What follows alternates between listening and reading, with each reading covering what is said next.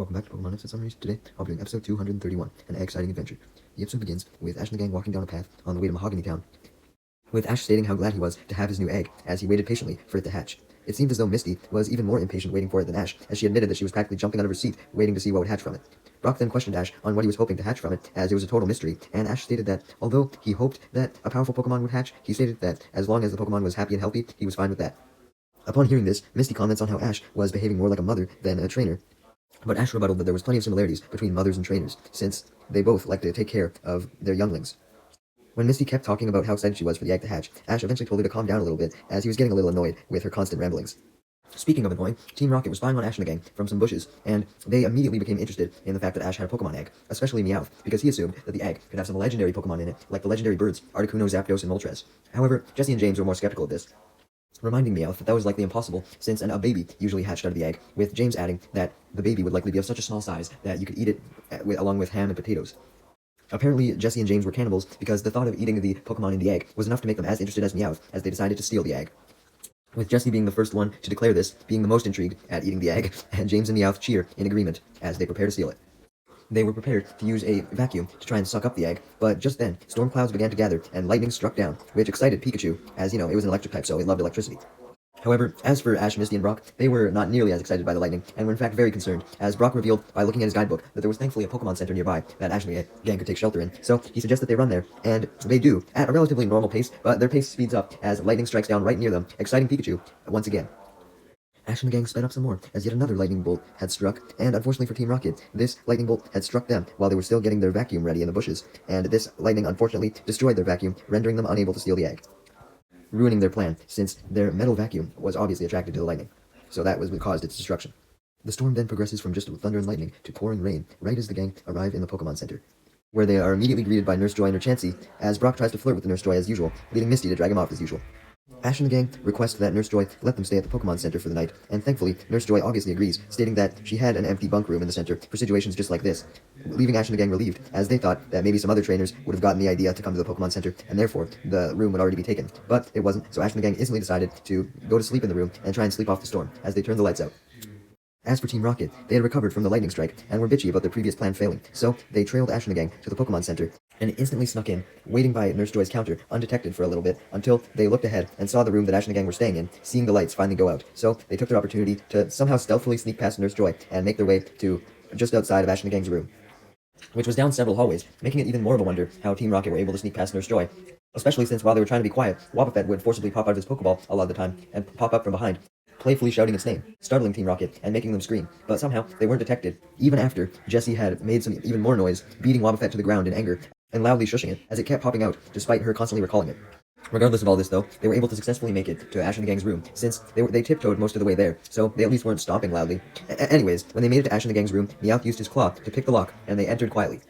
immediately spotting the egg by the sleeping Ash's bed, with Brock sleeping over top of him, and Misty sleeping on the bunk beside. In fear that Ash and the gang would wake up if they walked too close to the egg, Team Rocket were debating on how they could get the egg without getting up close, and eventually came up with the idea to tie Meowth to a fishing pole and cast out the rod so that Meowth could grab it from a far distance. Meowth was not pleased with this, but Jesse and James forced him to do it anyway. Meowth eventually obliges to James and Jesse's wants, although he argues that if he was the one being tied to the fishing pole, then he was clearly doing the most work, so he should get all the credit for stealing the egg if they report it to Giovanni. However, James and Jesse retorted that it was enough work to get Meowth on the fishing pole, so they deserved the credit. Their argument eventually escalates, and as a result, it wakes up Togepi, and it begins to wave its hands, indicating that it was about to use a metronome. However, Team Rocket weren't concerned by Togepi, they were concerned by Brock, as he seemed to be talking as he got up, but thankfully for Team Rocket, they realized that he was just sleep-talking, as he demanded some girls to stop swarming him, saying that he already swore his love to someone else. So it was obvious that Brock was just dreaming here, because there was no way that multiple girls could like him in real life, and sure enough, Brock then stopped sleep-talking.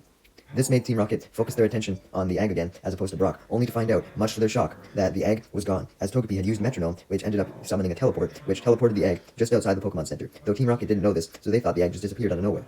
and got pissed off at the fact that their plan was fucked again. Team Rocket tried to search for the egg in the room, only to then get distracted, as Wobbuffet, who had forcibly popped out of its Pokeball and wandered off, while Team Rocket was busy tying Meowth to the fishing pole, returned to the door of the room, eating an apple. Seeing the apple, they realized that they were immensely hungry, so they gave up on the egg, and instead left the room, shutting the door, and shook Wobbuffet, demanding to know where it got the food so they could get some, leading Wobbuffet to point down the Pokemon Center hall to the kitchen. More specifically, he points to a fruit basket in the kitchen. With that, Team Rocket eagerly rushes to the kitchen, although Meowth warns them to quit running, as they could alert Nurse Joy. Jesse and James don't listen though, too hungry. And since they weren't watching where they were going, sure enough, they trip over Wobbuffet and fall to the ground face first. They go to scream in pain, but they shush each other as to not alert Nurse Joy. So at least they weren't caught by her, but it looked like they wouldn't be getting any food. Meanwhile, we then see the egg, which was teleported outside the Pokemon Center, as a baby Kangaskhan spots it and curiously walks up to it and taps it a few times, causing the case to fall over and break, releasing the egg from it. It was then revealed that the little baby female Kangaskhan had gone missing from its mother, and its mother was looking for it as it cried out for it. When its baby didn't respond, Kangaskhan just became more motivated to search for it, and eventually found it, standing with the egg. The Kangaskhan quickly lifted its child back into its pouch, not wanting it to escape again, and it also used its motherly instincts when it saw the egg by itself, and determined that it was likely separated from its mother somehow, and decided to put it in its pouch as well, to become its new caretaker. The Kangaskhan then retreats into the woods, as we cut to Ash, who was still asleep and dreaming about his egg. The dream started off as a wonderful dream, as the egg was super large, which excited the Ash in the dream, since he thought that meant that the Pokemon would be extremely large and powerful. However, the egg then began to crack, and opened up to reveal another smaller egg inside. This process then repeated until there was eventually no egg left, much to Ash's dismay, turning his dream into a terrible nightmare, forcing him to wake up in despair. To calm himself down, he goes over to where he placed the real egg on the table, expecting it to be there obviously, but when he finds that the egg was gone, he immediately just goes into even more despair as he screams out, searching around the room frantically, annoyingly waking up Misty and Pikachu in the process, who ask what's wrong, leading Ash to explain the situation to them, leading Misty and Pikachu to scream out as well, and also begin searching for the egg, and all of this screaming eventually alerts Nurse Joy to the room as she knocks on the door, questioning what happened, leading Ash to explain to her what had happened, making her scream out as well. Brock was somehow still sleeping during all of this screaming, but he was getting bitchy as he was now half awake, sleep-talking. His sleep-talking eventually came to an end as the screaming got too loud, and he immediately questioned what happened, leading Ash and the gang and Nurse Joy to explain, and leading Brock to scream as well. Wow. Meanwhile, as for Team Rocket, the next day, after the storm had subsided, Wobbuffet was still finishing a banana, but all of Team Rocket, on the other hand, were stuffed with food, so they decided to leave the Pokemon Center as fast as they could, both to try and search for the egg and to try and make sure that they weren't caught. However, they leave behind a trail of trash in the process from all the food that they ate, as they eventually treated themselves to a lot more than just the fruit basket. They were trying to sneak out as quiet as possible, but then they heard police sirens, and they feared that it was perhaps the cops coming for them, so they ran out hurriedly. However, it was revealed that the police sirens were not because the cops wanted to come arrest Team Rocket. It was because Nurse Joy had alerted Officer Jenny and the cops of Ash's situation, the egg theft. Since the storm was gone, as they heard the sirens pulling up, Ash and the gang and Nurse Joy decided to wait for Officer Jenny to pull up outside, and sure enough, she did, although she was a very clumsy driver on her motorcycle, as she almost collided into the Pokemon Center, stopping just before she did, indicating that she may not have been as skilled as the rest of the Officer Jenny family. Anyways, Ash goes to explain the situation to Officer Jenny, but is cut off by Brock, who tries to flirt with her as usual, leading Misty to drag him off, allowing Ash to continue his explanation. When Ash finishes this exposition dump, despite Officer Jenny seeming somewhat incompetent earlier, she declared that she also happened to be a detective, not just a police officer, and stated that they didn't call her a police detective for nothing, so she was confident that she could solve this case immediately, calling it case number 26, the case of the vanishing egg and the fate of the beautiful Nurse Joy. Damn, you'd think Brock named that case, but anyways. As Brock simps for Officer Jenny's determination, one of Nurse Joy's Chanseys come by to check out the situation, leading Ash to get the idea that one of the Chansey may have accidentally taken the egg, mistaking it for their own. Right as Ash begins to state this idea, though, Officer Jenny cuts him off, indicating that she had the same idea, and she ends up being the one to inform Nurse Joy of this idea. So, Joy proceeds to gather up both of her Chansey and question both of them on if they had the egg, to which they reply that they don't. With this idea failing, Officer Jenny then tries another idea, which she managed to come up with all on her own, which was to send out her Growlithe to search for clues, believing that there obviously had to be clues. And she then tells the Growlithe to go up to Ash and sniff him so that the Growlithe could get his scent and find a similar scent, which the egg would likely have since, Ash was the last one to have the egg. So Growlithe does this, and manages to smell the same scent of Ash's somewhere else. So he leads Ash and the gang and Officer Jenny to the source of this scent as Team Rocket spy in the bushes and see that Ash and the gang were currently occupied with searching, so they realized that they could take the opportunity to sneak back into the Pokemon Center and steal some more food, as they were now hungry again. Which, alright, fair, I guess it was morning, you're not fat fucks. Anyways, Ash and the gang then follow Growlithe to the source of the scent, where they find the egg casing. Yeah, they don't find the egg, because, the Kangaskhan took it, but they found the case of the egg. This leads everyone to come to the conclusion that whoever stole the egg could have dropped it and cracked the case open, and then just ran off with the egg, which was technically correct. Just then, a nearby bush shakes, so Ash and the gang believe the culprit could be inside the bush. Unfortunately, when they go to check it out, it's just a goddamn Execute. Joy then reveals that Execute were very common around the area, and there were a lot of Execute nests by the Pokemon Center, so she came to the conclusion that maybe the Execute took the egg, believing it as one of their own, and therefore, Ash and the gang, Nurse Joy and Officer Jenny went to go check out all the Execute nests, doing so by following the Execute that they found, but they didn't find nothing, so they instead returned to Ash and the gang's room in the Pokemon Center to see if there was any clues there. This was Misty's idea, although Officer Jenny claimed that she was about to suggest this as well, but just got distracted by Brock flirting with her. I mean, fair enough, because Brock did just flirt with her, but I don't know, man, I feel like you could have just suggested that anyways. Anyways, when they arrive in the room, Officer Jenny notices that there was no sign of forced entry at the windows or doors, so Jenny comes to the conclusion that it must have either been Brock or Misty who stole the egg, as it had to have been someone who was already inside the room, and it obviously couldn't have been Ash who stole it, because he was the victim. She debates on whether it could be Brock or Misty, though eventually she settles on Brock when she notices Misty's Togepi, explaining that Brock could have gotten jealous at Misty having her Togepi, which was essentially in an egg, and Ash having his unhatched egg, and he probably wanted a Pokemon that could hatch from an egg of his own. So therefore, Brock must have woke up late at night while Ash and Misty were still asleep and stole the egg. Ash and Misty initially believe Officer Jenny's story and scold Brock for doing something so fucking rude, and Brock proceeds to collapse to the ground in sadness and begin apologizing, stating he couldn't control his desperation to get an egg, indicating that he actually did steal the egg and he regretted it. However, he soon suddenly stops crying when he realizes that he actually didn't steal the egg. He was only crying because it was of forced instinct when Officer Jenny had blamed him. Essentially, he only cried because he was sad that Officer Jenny didn't like him. When Brock explains that he actually didn't steal the egg, Ash and Misty now believe him, coming to the conclusion that Brock being so sad over Officer Jenny that he accidentally admitted that he stole something made perfect sense. They try to explain this to Jenny, but Jenny still doesn't believe Brock as he begins to get taken away by her in handcuffs. Honestly, that was probably a fantasy of his, but whatever. Oh yeah, as for Team Rocket, they had indeed snuck back into the Pokemon Center, and we're currently full as fuck from food, yet again. But anyways, back with Ash and the gang in their room, Misty and Ash tried to stop Jenny from hauling Brock away, looking for evidence that there was perhaps another culprit involved. And sure enough, Misty finds some evidence as she notices that the doorknob had been damaged, and there was scratches on it, obviously because of Meowth's scratches. But of course they didn't know this. So, Jenny simply suggests that Brock could have scratched the lock from the inside to make it seem like someone else tried to break in, and tried to pick the lock. So, she just continues to take Brock away in handcuffs, as even Brock began to get convinced once again that maybe he actually did steal the egg, unable to disagree with Officer Jenny. However, Nurse Joy then steps outside the room to try and prevent Jenny from taking Brock away, and in the process, Nurse Joy notices that there were scratch marks on the outside of the door as well.